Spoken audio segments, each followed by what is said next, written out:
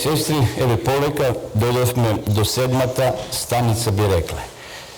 Почнавме минатата недела во сабота навечер и сега доаѓаме до темата, една од најубавите, најрадосната тема во Библијата е Христовото воскресение и најавата дека тој повторно ќе се врати на оваа земја. Сеќавате во првото предавање зборувавме за неговото прво доаѓање, за неговото раѓање, под какви услови тој се родил, како пророштвата едно по едно полека се исполнувале.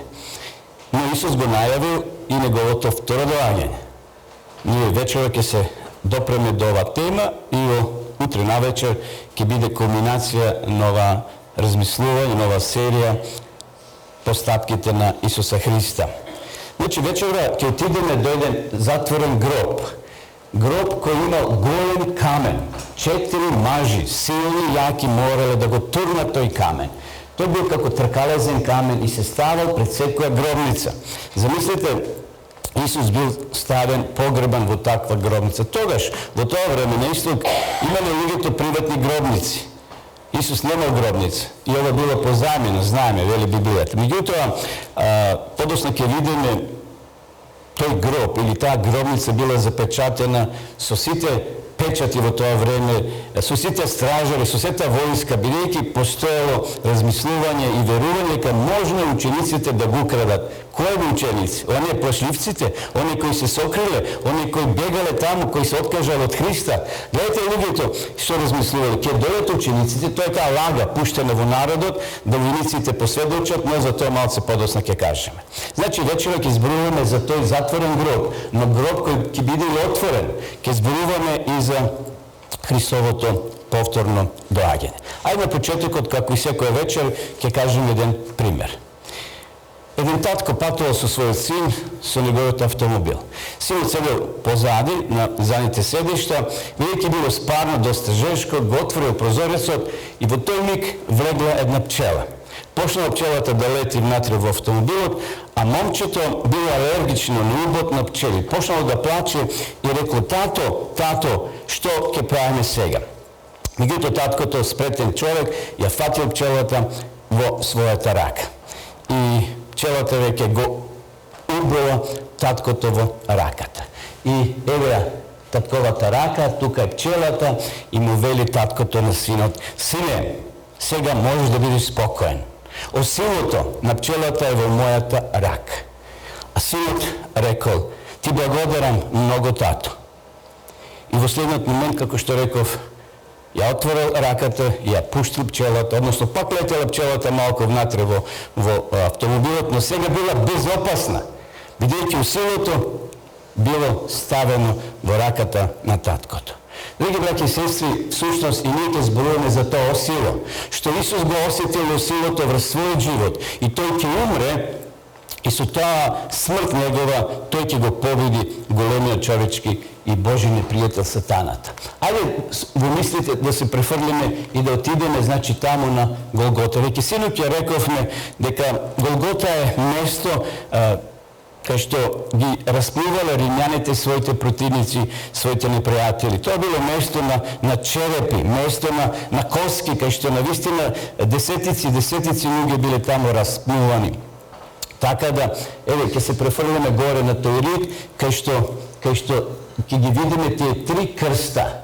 Овде се римските војници кои педантно ја извршувале наредбата на нивните предпоставени. Христос се уште бил заточен. Би рекли, Христос се уште бил затворен во тој гроб. Не постоела сила човечка која можела да влезе внатре, камоли тие уплашени 12 ученици, едниот веќе знаеме се обесил Јуда. Но како е да е, ние вечера ќе видиме што ќе се случи. Римскиот печат се уште не бил гибнат. Знаете, порано пакетите кога праќавме во пошта во Мокриево, црвен восок, сеќавате, се удара печат и тука е врвцата и во војска се праќат пакети на синовите кои служиле војска. Замислете, тој печат се уште може бил свеж. ударен печат од страна на Пилата, дадено е согласност и никој не може да влезе внатре. Римскиот печат, значи, се уште не бил дигнат. Римските војници биле на стража кај гробот, но гробот имал и невидливи стражари. Сатаната, сите демони што ги имал, може би били тука на тој рид. Може би тие седеле на каменот и тие тука чувале стража, да не дојдат учениците да го изведат, да го украдат телото на Исуса Христа. Но овде имало и други стражари. Тука биле небесните ангели. И ние сега ќе видиме што ќе се случи. Еве прилика како изгледа тоа. Тука се ги римските стражари. Големиот камен е ставен. Треба сила, јаки мажи да го турнат тој камен. Меѓутоа, интересно, само ќе дојде еден Божи ангел. Доволно ќе биде сите да попаѓат како мртви, вели Библијата. Доволно само еден Божи ангел да дојде и да ја заврши својата задача. Додека демоните тука седеле околу и си рекле сега е наш. Сатаната ликувал.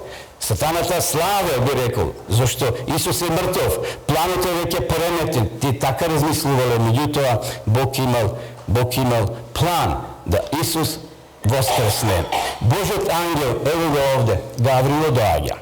И ете, стана голем земјотрес, зашто Господовиот ангел слезе од небото, пристапи и го одмести каменот и седна на него. Ајде сега, додека тие демони седеле, кога се покаже Божиот ангел, тој како слана наутро, кога има рано, а кога ќе се покаже сонцето, сланата се претвара во капки вода. Ја нема. Сите демони сатански исчезнале. Таа елитна војска, гардата на Пилата, која била поставена овде, попаѓале како круши, би рекло. Едноставно, полумртви, нема никој. И Гавриил го трга каменот. Читаме понатаму, а лицето му светеше како молња, а неговата облека бела како снег. Од страв пред него стражарите трепереа и станаа како мртви. Ова извештај што може да го читате и вие во Матеј 28 глава. Почетните текстови. Наистина, Божјата сила излиена или изнесена преку овој ангел е доказ дека Бог не го заборава Исуса во гробот. Бог нема да не заборави нас, почитувани, ниту нашите мили драги, кои сега може би се покојни. Може би ќе дојде ден кога ние ќе заминеме таму кај што се нашите предци.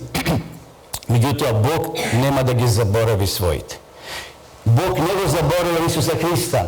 Тој еден дел од неговата мисија на ова земја веќе завршил. Земјата се затресала. Силите на злото побегнале. Римските војници гледале во ангелите како го тргаат каменот. Од влезот на гробницата како да се работело за некое каменче. Потоа слушнали како ангелот зборува: Сине Божи, излези надвор, твојот татко те вика. Ние синоќа зборувавме или пресиноќа кога Лазар беше воскреснат. Кога Исус рече: Лазаре, излези. Не рече: Лазаре, слегни озгор од небото. Ангел вели: излези. Бидејќи Исус е тука во гробот, погребан во петок, цел ден бил тука на крстот, умира некаде пред задисонце, некаде во 3 часот, погребан е пред да дојде сабот, односно да настапи саботниот ден, цел ден во сабот е во гробот и вели Библијата наутро Исус во недела, во првиот ден на седмицата воскреснал. Го видел Исуса како излегува од гробот и слушнале како изјавува оној победоносен вослик: Јас сум воскресение и живот. Јован ќе запише Богослов во првата глава Откровение, таму ќе напише дека Исус ќе изјави: Јас сум патот и вистината, односно јас ги имам клучевите од адот, од гробот и од смрт. Кој може од нас такво нешто да каже? Кој нас може да подпише бланко некоја потврда дека ние сме воскресени живот? Никој од нас. Учениците виделе двајцата, Петар и Јован, и поверувале. И сега таа вест тие враќаат назад. односно се враќаат назад меѓу своите колеги да каже дека навистина жените биле во право, дека Исус го нема. И сега уште еден проблем за нив. Може би сега кој ќе разбере Пилат и останатите свештеници, зашто свештениците индиректно го расправа Исуса. Тие сведочиле лажно. Тие го однеле фактички на крст. Римјаните само биле извршители. И сега се уплашиле, немој сега да дојдат римските војници по нив и тие да бидат фатени. Еве неколку фотографии кај што како изгледат гробниците во тоа време. Значи, тоа се уклесани гробници. Еве, денеска ваква вратата, кај што се влегал наводно таа од времето на Исус Христос, но како е да е, тоа е само слика да се ние подсетиме како тоа изгледало. Еве, кога влегле двајцата ученици, Петар и Јован натре, тука Исусовото тело лежало, тука го погребале, но кога воскреснал, тој замина, но крпите, гледате како биле сложени. И тоа било знак, дека навистина Исус воскреснал. Во старо време, на исток, ако ти дојдат гости дома, секој добива крпа, како и денеска, знаете, во некои семејства се дава крпа на гостинот, да не се покапи и така натаму. Во тоа време им бил обичај.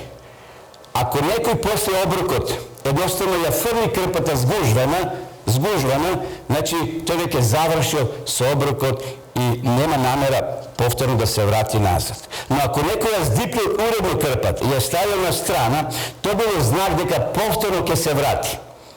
Или пак во хотел, во соба кај што спиет. Значи, ако постелината е сгужвана и фрлена на страна, тоа е знак дека гостинот повеќе не се враќа. Но ако е здиплена, значи намера е на гостинот повторно да дојде и да спие во тој кревет. Тоа бил обичај, значи како еден вид знак за домакините преку овие крпи, кога е сгужвана и кога е здиплена. Ова сега нешто ни укажува. Ова ни укажува, Исус какви знаци ни давал. Крпата е здиплена. Тоа значи дека тој еден дел од својата служба е завршил, но повторно ќе дојде. Исус преку оваа крпа најавил второ доаѓање, неговото доаѓање од небото. Значи, еден дел од неговата мисија тоа завршил, но повторно ќе дојде. Тоа Петар го разбрал и го пренел на своите колеги. И сега, недела наутро доаѓаат жените, Марија, плачејќи, го бара Христовото тело. А Марија стоеше надвор, при гробот и плачеше. Така додека плачеше, погледна во гробот и виде два ангела кои седеа во бели облеки таму каде што лежеше Исусовото тело. Исуса го нема. Гробот е празен. И онака биле натажени жените и останатите Христови следбеници, а секој кога виделе внатре дека гробот е празен, уште повеќе жалоста ги оптеретела или ги исполнила нивните мисли. Ангелот вели Исусовото тело едниот кај главата, а другиот кај нос. Значи тука, кај што Исус лежал, ангелите стоеле. И жената вели, односно ангелот вели, жено, зошто плачеш? Им рече, го дигнале мојот Господ и не знам каде го положиле. Гледате, кога ние сме оптеретени со грижи, со проблеми, ние ги гледаме убавите работи. Жената не видела ангелот, туку може би гледала во нозете, доле, во стопалата, гледа со очи полни со солзи, го нема нашиот Господар, го нема Исус. Кажете ми, кај сте го однеле, сакаме да извршиме таа церемонија, да го помажеме неговото тело. Меѓутоа, ангелот што вели? Ево уште една слика да се подсетиме како тој изгледа. Погледнете каков светлост. Ево го каменот. Каменот е тргнат. Каменот е тргнат. Тие гледаат натре, телото на Исуса го нема. Замислете какви се мисли поминале низ нивните глави. Марија стоеше надвор и плачеше. Не рековме овој вечер дека не е грев да се плаче на гробишта. И дека се одвојуваме од нашите мили драги. Ние плачеме, но не тажеме. Значи кога некој тажи цел живот таже. Да, рековме, сме изгубили некој наш најблизок. Тоа не недостасува, ние не може да го вратиме на жалост. Ние имаме надеж дека еден ден повторно ќе се сретнеме со нашите мили драги. Тој е жив. Понекогаш не го гледаме ние нашиот Спасител Исус Христос. Откако го рече тоа, се обзрна и го види Исуса. Гледайте сега, каква привилегија Марија има да Исус им се лично јави. И вели, го види Исуса како стои, но не знаеше дека е Исус. Повторно како да има перде на очите, како некоја завеса, да не го гледа лицето Исусово. Исус ја рече, жено, зошто плачеш? Кого го бараш? Мислејќи дека градинарот таму рече, Господине, ако го изнесе ти, кажи ми каде го положи и јас ќе го земам.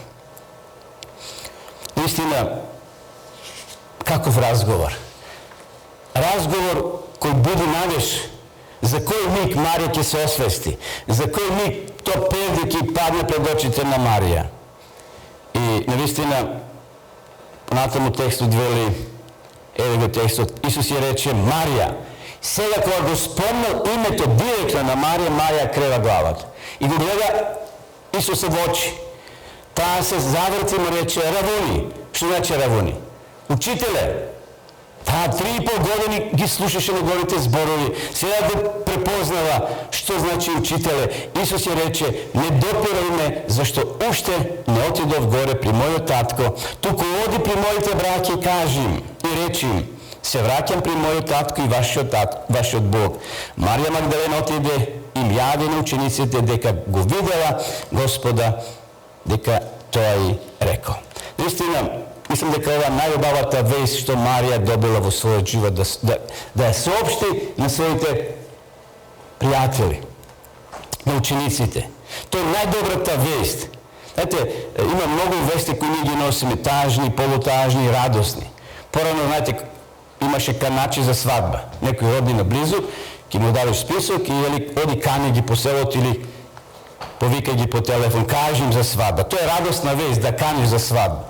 Но сега Марија има една посебна вест, да соопшти дека Исус, учителот, е воскреснат. Дека ја победил таа стара змија.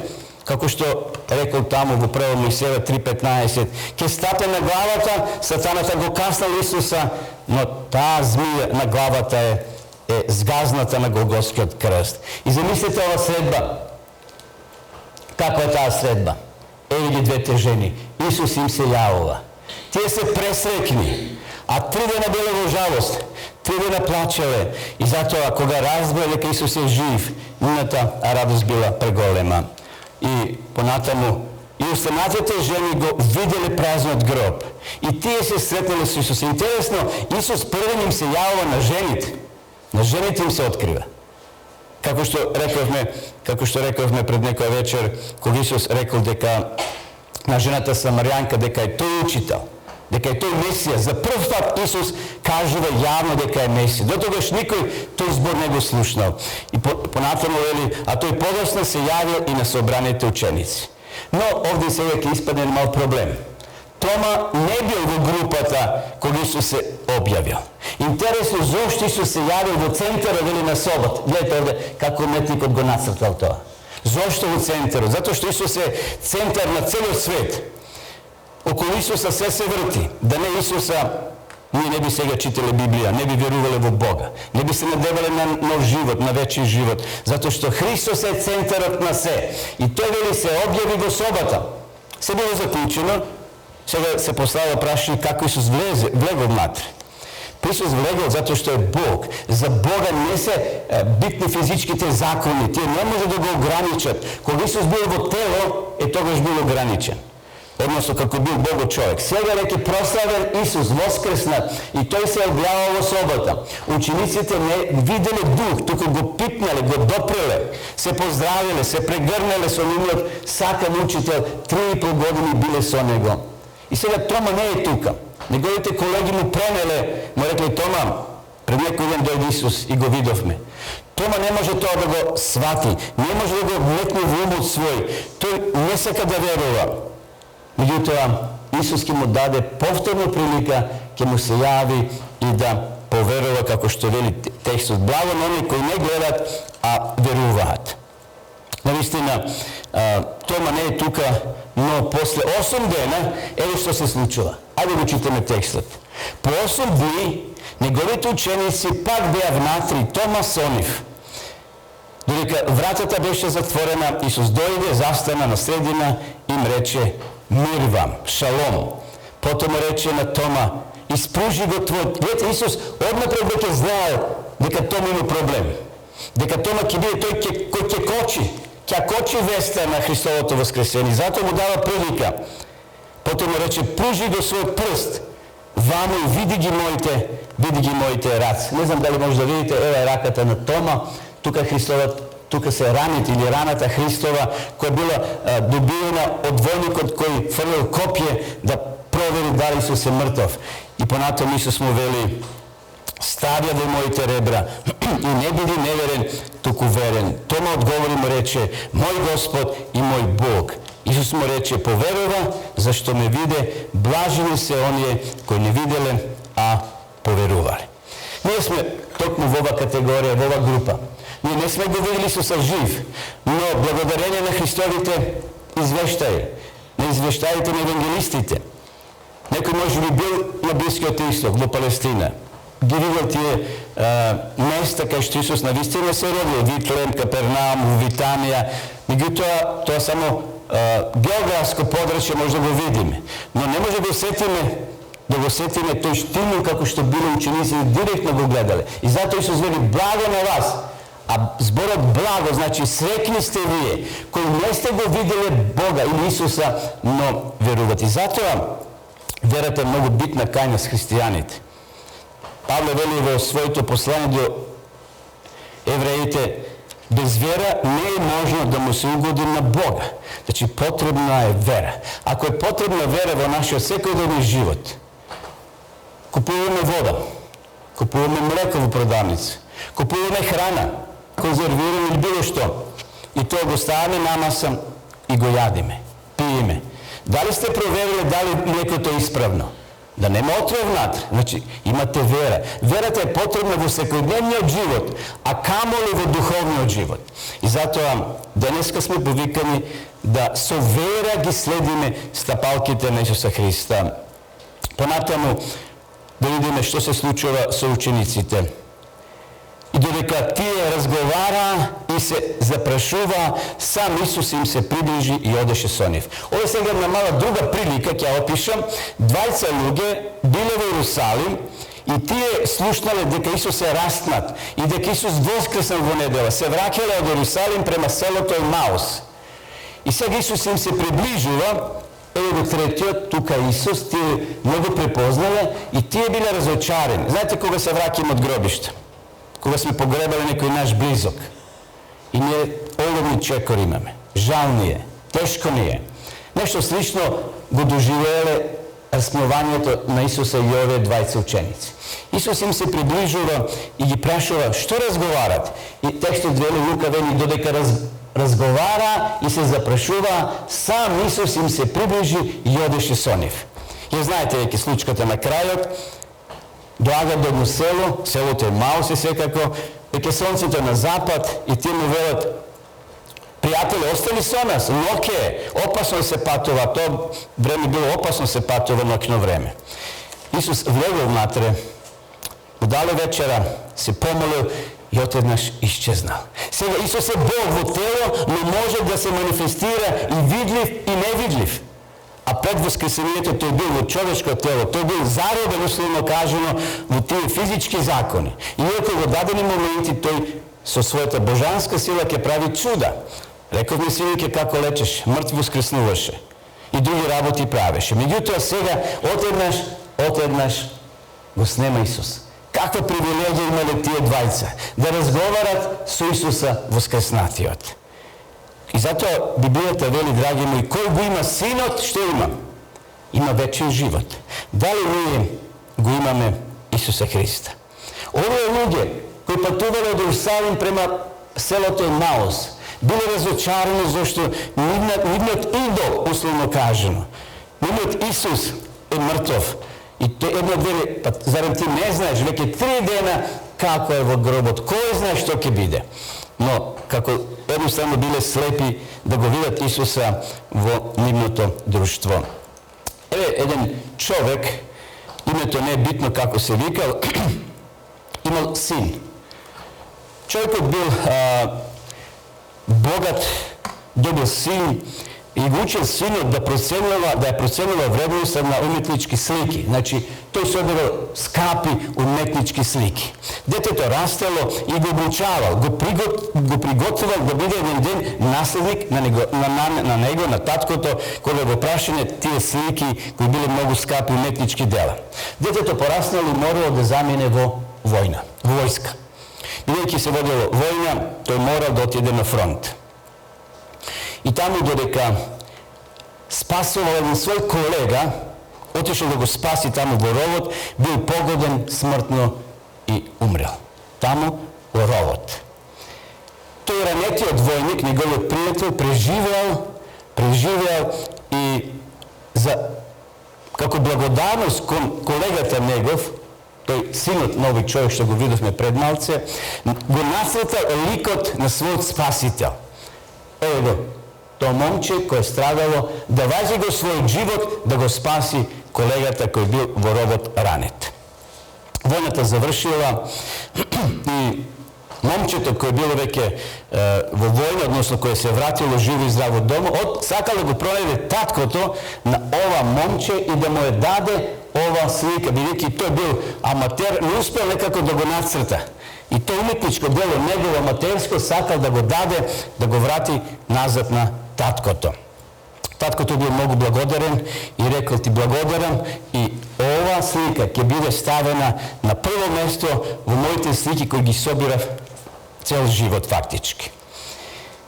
Меѓутоа, таткото стареал и дошло време кога тој ќе замине, ќе почине. Меѓутоа, оставил аманет на тоа момче.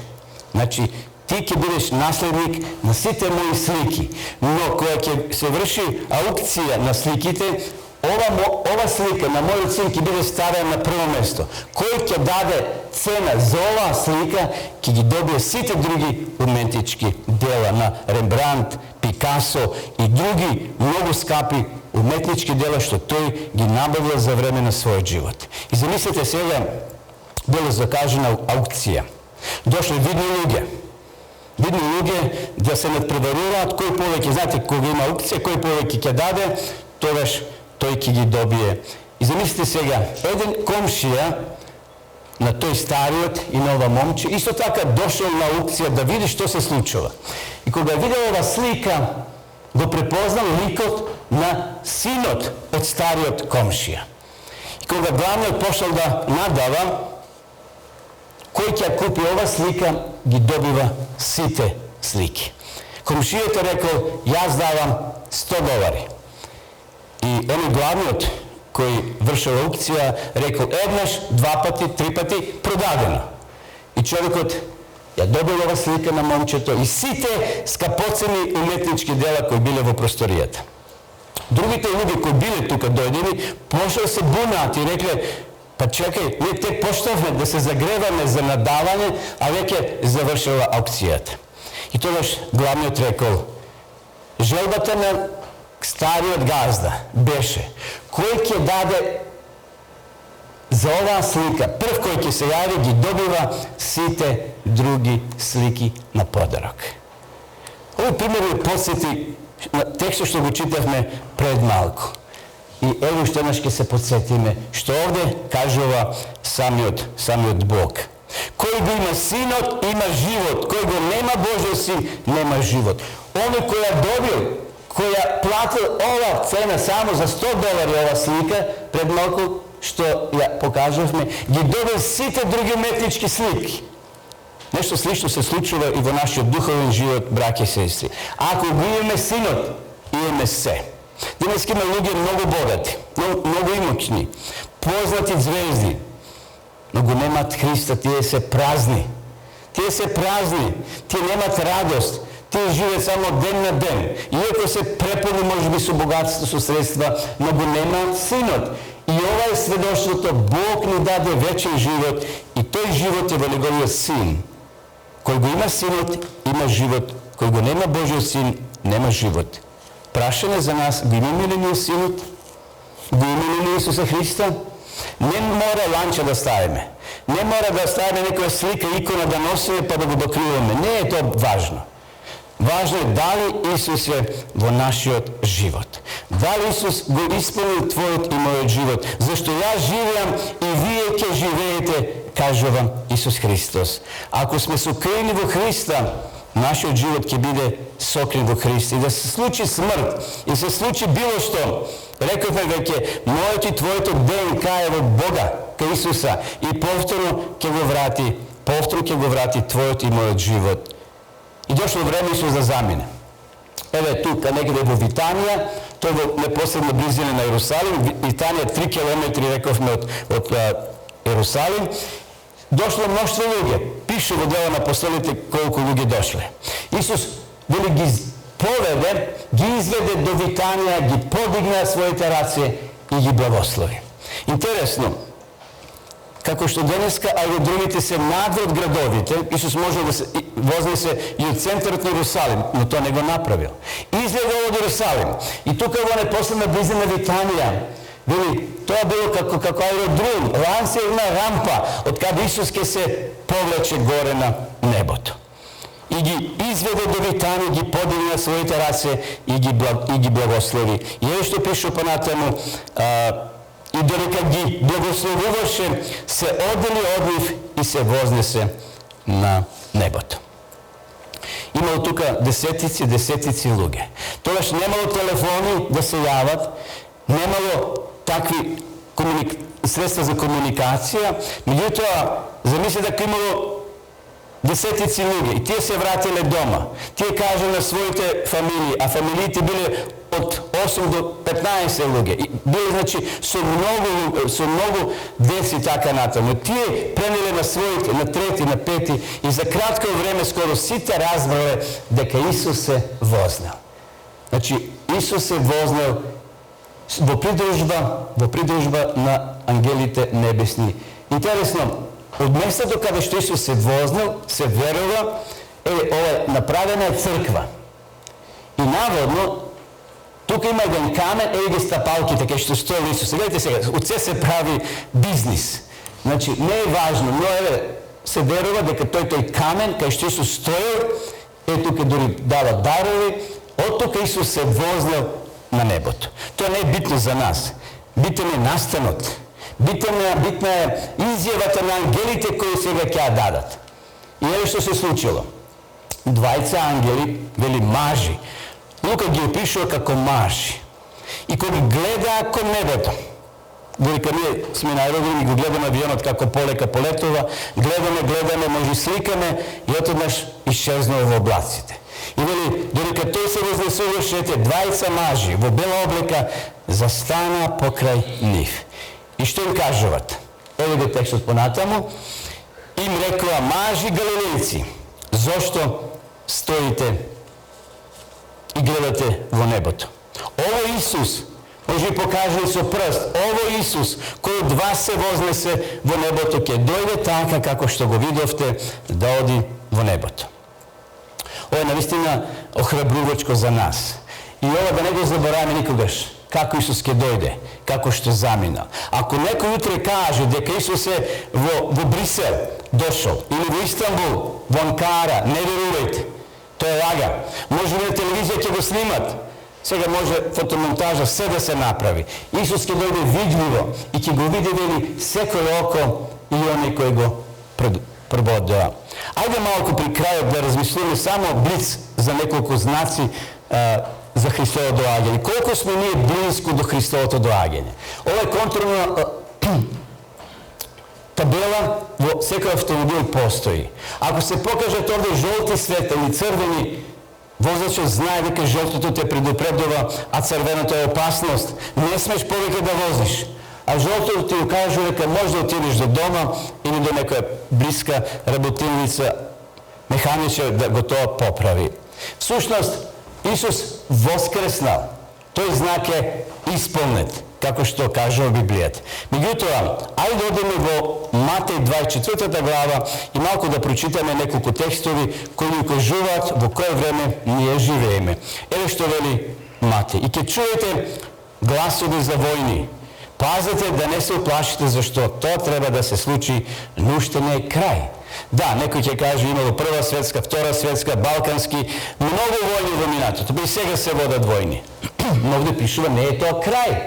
Тоа се само алармни звона, жолто светло на командната табла која ти кажува внимавај, те предупредува. Гледаме, значи, овде символично овој часовник како минут до 12. Меѓутоа знаеме дека Бог не го мери времето како ние што го мериме. Бог нема календар како ние што имаме. Бог нема часовник како што ние имаме. Но сепак ова не предупредува. Ние кажува, затоа Матеј 24 глава треба постојано да читаме. И сега понатаму тој ред ќе има глад, помор, земјотреси на разни места. Вистина, Библијата кажува дека ќе има епидемии. Ќе има навистина такви болести. Иако науката, медицината прогресивно со големи чекови напред, но за некои болести е немокна и креварац. Што да кажеме за светската популација? Глад има, луѓето се множат постојано. Погледнете ова табела. Светска популација, тоа денеска извадени сте податоци. Сега ќе покушам да влезам во интернет директно, да видите има во реално време веб страница кај што се ажурираат сите важни настани во Библијата, односно во овој свет. Еве само за која секунда ќе влеземе и ќе видите како тоа се врти и убаво ова се гледаме во живо. На жалост не може да го видиме тоа.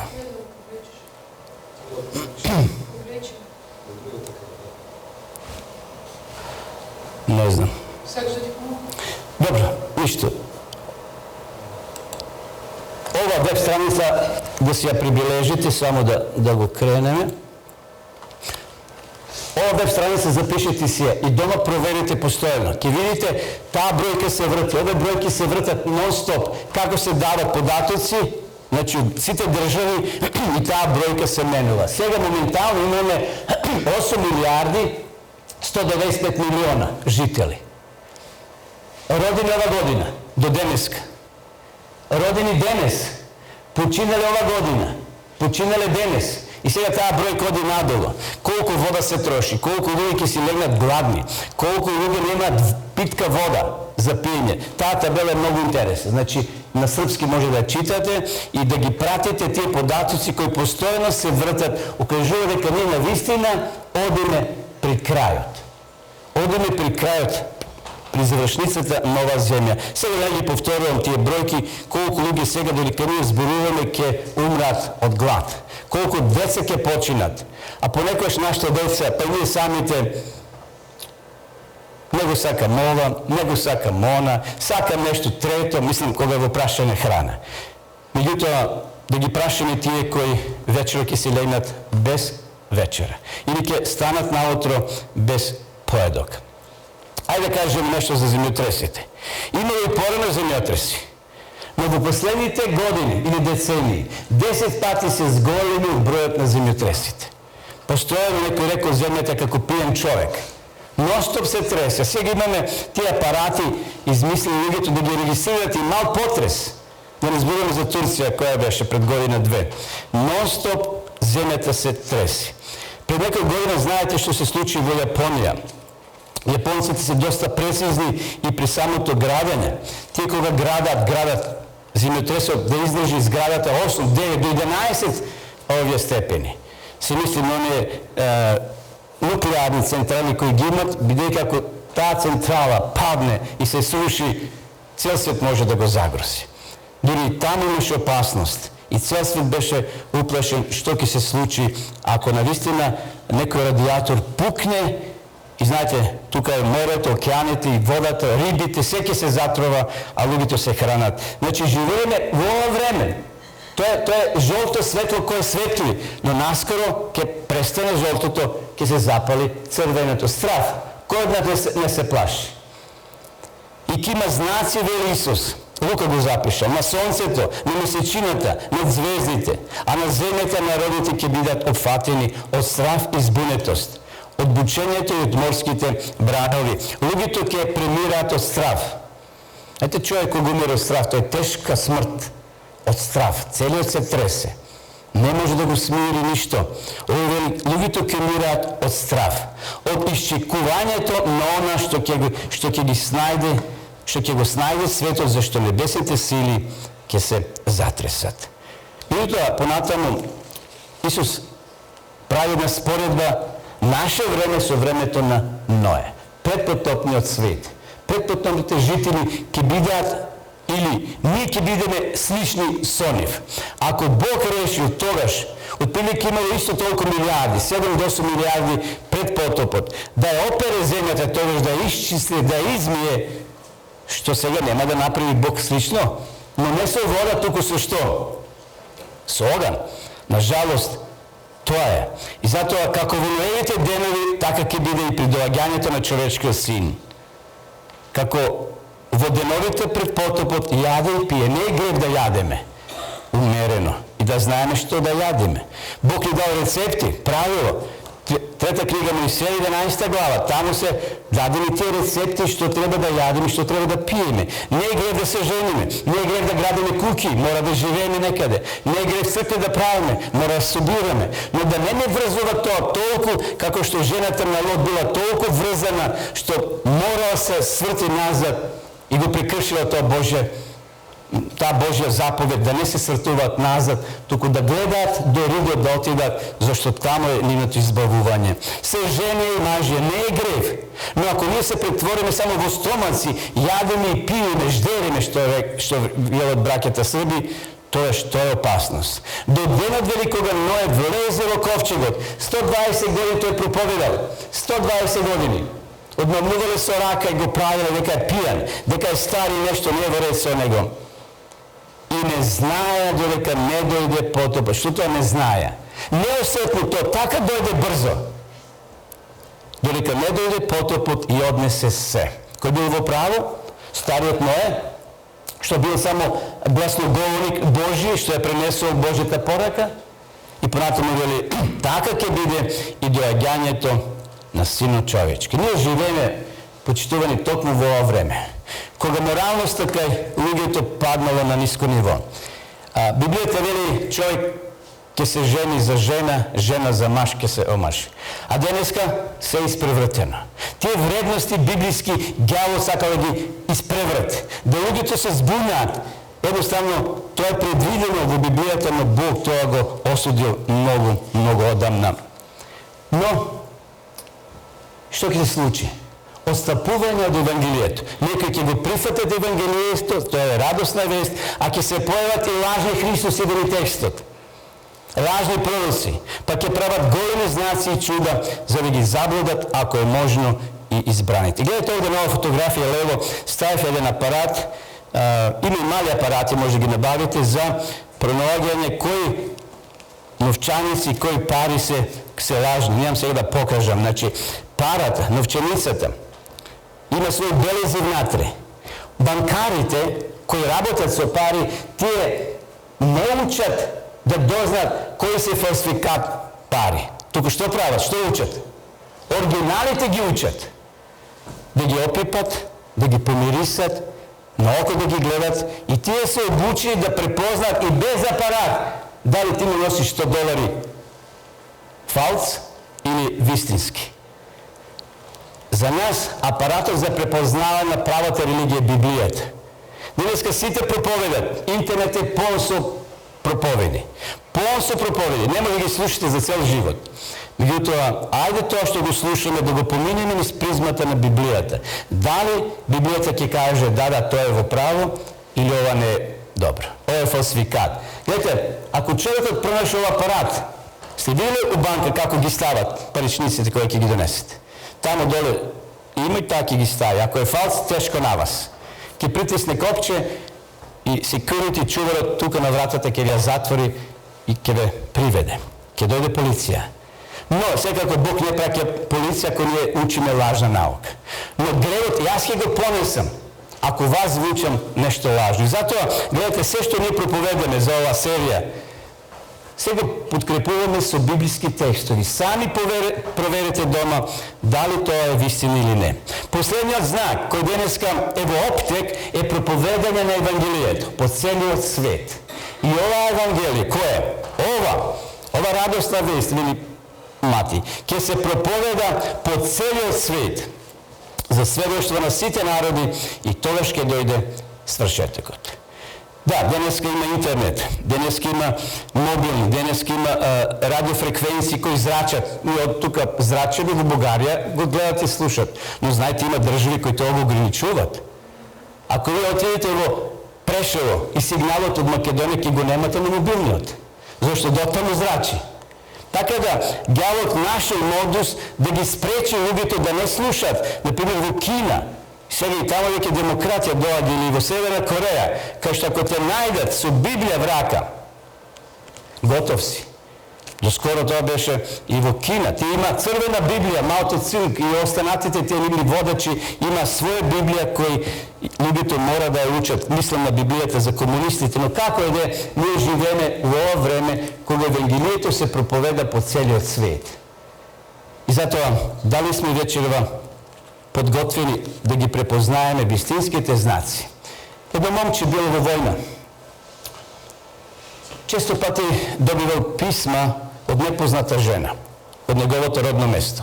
Таа била жена христијанка и му пишувала текстови од Библијата, постојано го храбрила да издржи таму на бојното поле. И така, во една прилика, добил писмо во која жената му напишала, го припишала 23-тиот псалом и еве што тој читал.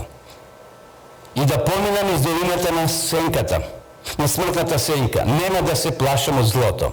Бидејќи ти си со мене, твојот стап или твојата палка ме утешуваат. И така на том. Читал постојано писма, кои жената му ги праќала и тој се храбрил да остане пред се физички и умствено здрав. Знаете, во војска, ако немаш подршка во војна, то може да биде штетно за здравјето на војникот.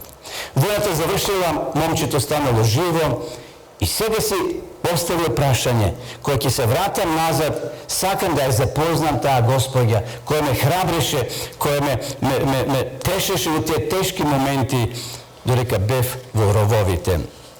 Напишал писмо и добил потврден одговор. Се јавила жената повторно со писмо и рекла: ќе дојдам таму на тоа место на плоштадот. Ќе носам црвена роза на мојот фустан. И тоа бил договор. И замислите сега, доаѓа тука кај железничката станица, жената требало да дојде, чека се нетрпение, знаете кога некого чекаме, а сакаме да го запознаеме, дотогаш не се познавале, отеднаш се појавила една млада господја. Од позади кога ја гледал, тој си ја замислувал таа девојка. Бидејќи тој маштал цело време, размислувал дека таа е убава, млада девојка и гледал дали има роза на реверот од фустанот. Цел ден чекал. Значи, цел ден чекал на станицата да дојде возот. Имал трема секако. Тоа била прва средба. И кога се приближил до таа млада особа, сакајќи да допре, да и каже дека тој е тука, кога видел на реверот бела роза. Значи, не била таа жена, таа девојка што тој ја чека. Поминало неколку минути, се покажала на друга господја, постара некаде околу 60 години. И навистина на реверот таа имала црвена роза. И сега сакал полека да ја се приближи и да ја праша: Господјо, би сакал да ве поканам во овој близок ресторан да ви се заблагодарам за благородното дело што го правевте за мене. Во ред, млад човеко, рекла жената. Млади човек понатаму рекол: ве молам, прифатете ја мојата неискрена благодарност за оно што го правевте за мене. Твоите писма ми го спасија животот. Од каде знаевте такви зборови да пишувате и да ме тешете? А таа постара господја му возвратила: младичу, не знам зашто зборуваш. Не знам ништо за тоа, за какви писма. Но во возот додека патував со една убава девојка, која ме замоли да ја закачам ова црвена роза на мојот фустан. и дека ако ми придеш, да ти кажам дека таа те чека во другиот ресторан. Таа ги пишуваше, таа ги пишувала писмата. И наистина, момчето отишол во другиот ресторан и таму видел како седи една госпоѓа млада. И таа била средична средба. Подосна, овој пример вели, во овој пример се вели дека момчето ја оженил таа девојка и биле во брак. Што е поентата? Знакот. Знакот на што? Црвената роза. Дали ние го пратиме знакот? Дали ги пратиме знаците, драги мои? Или се поведуваме по некои лажни знаци? Или одиме во бунери да цепиме вода кој немаат вода, вели? Луѓето одат кај избушени бунери, така пишува пророкот. Ајде од вечерва да ги пратиме знаците. Знакот е многу важен, ќе не однесе до вистинската адреса. Ако ги пратиме овие знаци во Светото писмо, нема да бидеме изненадени, нема да бидеме уплашени, туку ќе бидеме подготвени како ова момче што било подготвено. И упатил покана на ова млада девојка да бидат во брак и тие биле среќни и радосни.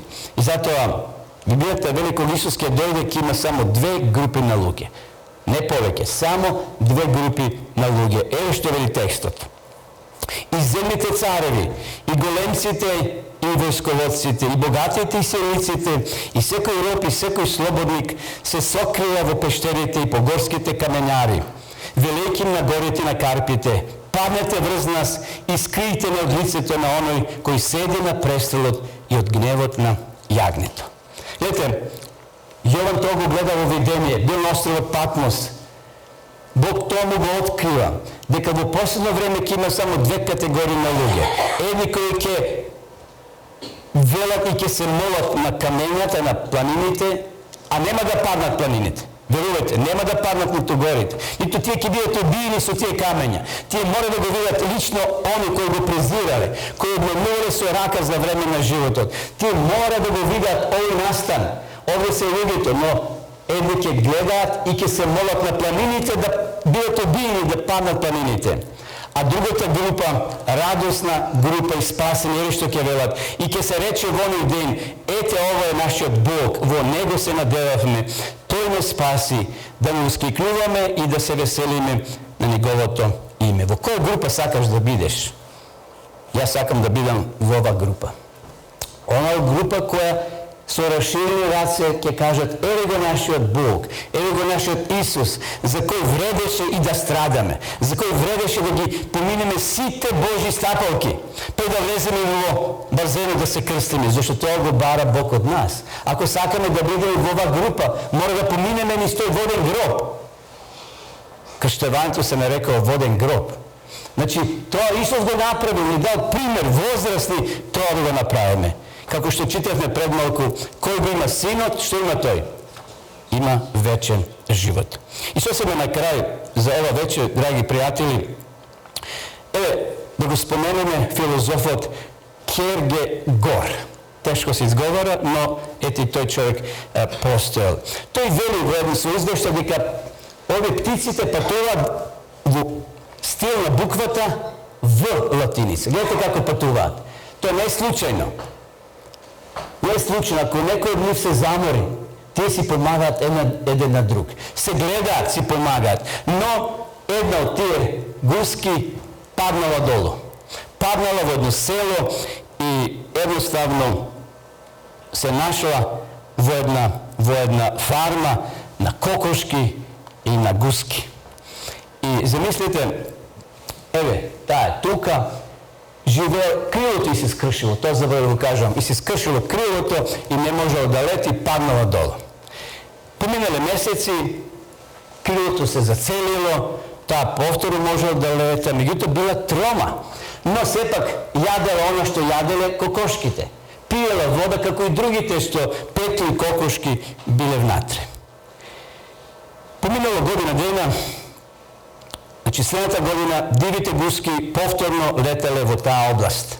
Повторно поминувале низ тоа подречје. Гуската доле го слушнала гласот, се присетила дека и таа некојаш била горе. И пошла да мафта со крилата и ги стигнала, ги стасала. И таа почнала да лета со нив. Меѓутоа не поминува многу време, почна да размислува дека сепак долу било подобро. Ниту се мачела, имала вода, имала храна, таа се заедначила со кокошките. А она дива гуска горе треба да биде на небото. Меѓутоа си рекла, ќе се спуштам пак долу. И за која минута ја наоѓаме во кокошарникот повторно. Ги расширила крилата и доле се спуштила. Колку е заморно и исцрпувачки ова. Беше поубаво долу, меѓу кокошките. И одеднаш се свртила и се нашла долу меѓу своите кокошки и петлови. Се задоволила со нешто што е врзувало на земјата. И сега да ве прашам, драги присутни, каде е нашето место? Меѓу кокошките или горе меѓу дивите гуски? Секако тоа го зборам символично. Но многу луѓе денес гледат само долу. Долу се врзува за тие земни, поминливи работи. Знаеме дека ништо не носи негоре. Мислам на гробиштата. Секој од нас ќе биде однесен до некој друг. Меѓутоа само ќе го понесеме нашиот карактер. Сето друго ќе остане. Да не се задоволуваме со просо, со пшеница, со трици и со некоја храна што ја фрлат домакините, како што кокошките се задоволуваат. Нашето место е горе, да се вивнеме во облаците, кога ќе дојде Исус, тој ќе не понесе горе да бидеме за секојаш со него. И затоа филозофот Крегегор еве што вели: се задоволила со она што ја врзувало за земјата. Значи гуската се задоволила со она што ја врзувала за земјата, а можела да отиде со своите пријателки или пријатели и да отиде на југ, во топлите краеви. Дали ние ќе останеме тука на север, во ова студенило, кај што има болести, кај што има проблеми, кај што има сиромаштво, кај што има глад и кај што има смрт, или ќе се насочиме кон исток? Библијата вели дека Исус ќе дојде од исток. Од исток ќе дојде. И затоа кога ги погребуваат покојните, како е свртен гробот? Приметите, кон исток се свртени. Тоа е непишано правило. Чудна работа. Јас сум бил и други држави кај што луѓе погребуваат. Сите се свртени према исток. Тоа е во подсвеста на човекот, дека надежта наша од исток. Од таму ќе се појави Исус Христос и ќе рече, како што пишува Павле во Солуњаните, ангелите со небесни труби ќе свираат и на тој знак ќе станат сите кои заспале со вера во Господа. Господа ни помогне, драги пријатели. Уште малку време. Уште малку, мощно малку. И оној кој доаѓа ќе дојде и нема да забави. Нема Бог да излаже. Исус нема да излаже да се предомисли. Ние понекогаш се предомисливаме, па сега имаме мобилни, па се јавуваме, извини, не може да дојдам. А замислите пред 50 години кога немаше телефони. Си закажал средба и човек те чека. Не можеш да му откажеш.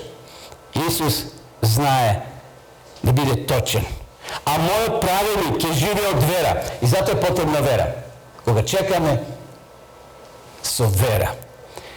Ако ли се повлече, мојата душа нема да благоволи во него. А ние не сме од оние кои се повлекуваат за погибел, туку оние кои веруваат за спасение на душата. Не сме ние таа гуска да вратиме назад, да се вратиме назад во погибел. Таму во кокошарникот да се вратиме. Нашето живеалиште не е овде, драги мои. Павле вели, нашето живеалиште не е овде. Ние сме овде гости. Еј сега уште која минута ќе заминеме дома.